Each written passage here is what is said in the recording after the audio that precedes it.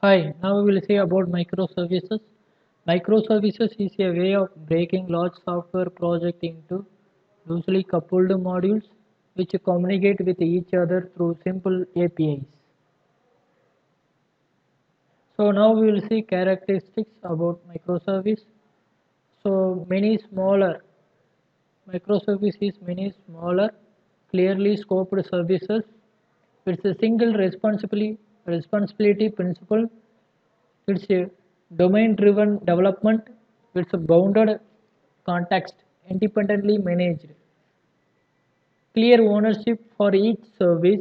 Typically, we need to adapt the DevOps model. Clear ownership for each service. So microservice, it's easy integration and automatic deployment using open source continuous integration tools such as Jenkins, Hudson, and etc. Okay. Now we will see the microservices architecture. This is the sample microservice architectures. Okay, the different service running and the same platform. So here you can see the load balancers, the API gateway, then the account service, recommendation service, customer service, and a catalog DB, customer DB. This sample architecture for microservice. Now we will see about concept, I mean the service independency graph. Your application service may depends on the service X, Y, Z. So service Y will communicate with service L, service M. So I mean the services are independently running in your cloud system. Okay, so now we'll see why we need a microservice.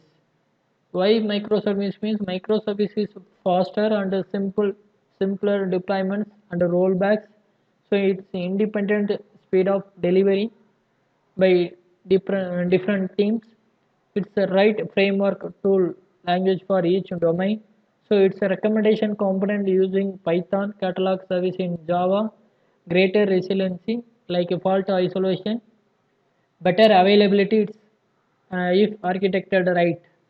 Then the main thing is in future you have developed your biggest applications. If you want to change some other language like from Java to Groovy, Python, something, so it's very difficult to change in service-oriented architecture. Whereas microservice, we can easily change the language for service.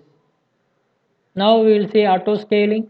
So use Amazon Web Service auto scaling groups to automatically scale your microservice. Okay.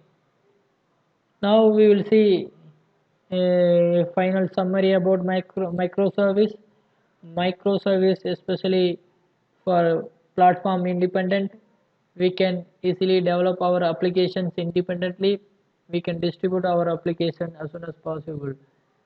So thank you for watching this presentation. Thank you for watching this presentation. Please subscribe.